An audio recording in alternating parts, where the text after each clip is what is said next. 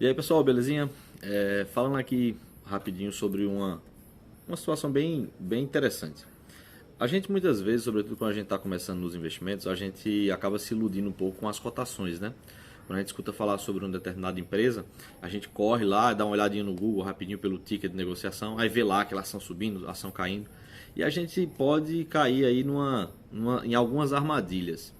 Vou falar um caso curioso aqui sobre uma empresa. A empresa chama Nordon Indústrias Metalúrgicas. O ticker de negociação é NORD3, é uma empresa que ainda está ativa na Bolsa de Valores brasileira. Em 20 de maio desse ano, né, há pouco tempo atrás, as ações dessa empresa estavam sendo cotadas a R$ 3,17. No dia 25 de junho, ou seja, um pouco mais de um mês depois, essas mesmas ações estavam sendo cotadas a R$ 10. Na última sexta-feira, essas ações negociaram a R$ 6,70. Aí a gente vê uma variação bem interessante, né? Se você tivesse comprado ações da Nordon ali no dia 20 de maio a R$ 3,17, e vendido ali no dia 25 de junho, um mês depois, você teria ganho módicos 315%. Qual é a graça dessa empresa? É interessante, né? Vamos aqui. A questão é uma grande pegadinha. É real, cara, mas é uma grande pegadinha. O que acontece? A Nordon Indústrias Metalúrgicas, ela tem sede em Santo André, no estado de São Paulo, e ela simplesmente está com as operações paralisadas desde o ano 2000. Ou seja, já são quase 20 anos de ações paralisadas. Então, a empresa não funciona há quase 20 anos, mas as ações continuam sendo negociadas na bolsa. Para ter ideia, dá uma olhada no prédio sede da empresa. Nada mais é do que um prédio abandonado. Toda a situação que envolve a empresa hoje é uma massa falida. É uma empresa que não existe mais. É uma empresa que não tem empregados. Se você procurar rapidinho no Google, você vai ver lá rapidão, fechado permanentemente. Então é uma empresa que está fechada, mas que ainda negocia suas ações. As pessoas ainda negociam suas ações na bolsa.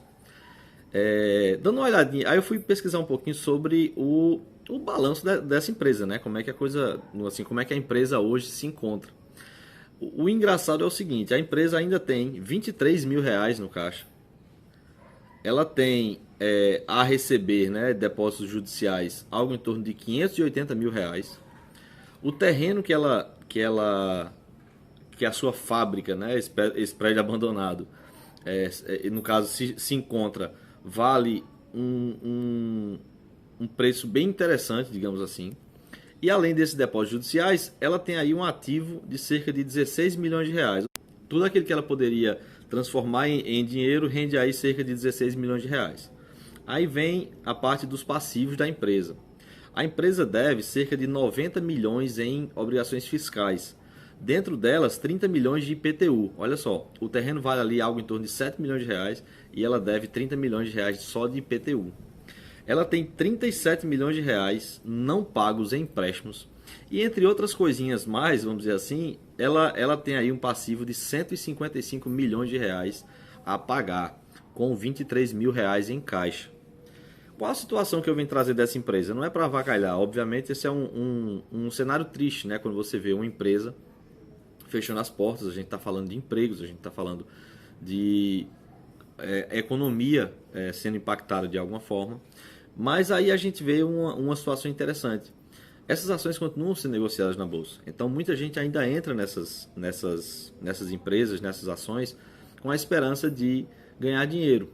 É claro que ali a gente tem, né, pessoas que estão especulando, então basicamente estão só movimentando um ticker morto, porque não existe mais uma empresa por trás desse ticker de negociação. Mas ainda algum desavisado de repente vai lá e coloca dinheiro fruto do seu trabalho em um fantasma. Então é interessante que a gente seja muito cético com tudo aquilo que a gente vai investir na bolsa. É claro que aqui a gente está falando de um exemplo bem extremo, né? Uma empresa que não existe mais e ainda assim tem suas ações negociadas. Mas isso também vale para empresas que estão sendo negociadas e que são vivas, vamos dizer assim.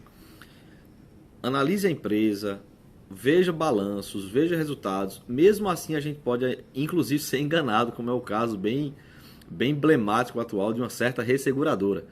Mas essa é uma questão muito importante, que a gente consiga tentar pelo menos entender o que a empresa é, como ela trabalha, o que ela faz, e não simplesmente a gente fique analisando um gráfico, ah, subiu, caiu, é interessante, não é? E a gente entender que aquilo que a gente está colocando no nosso dinheiro precisa ser algo sólido, para que aquilo gere valor para a gente no longo prazo. E é isso aí, pessoal, um videozinho rápido aqui, só para a gente ter aquele estalo de uma certa lucidez. E é isso aí, muito obrigado por ter assistido o vídeo. Não esqueça de curtir, compartilhar, enfim, essas coisas todas. Valeu!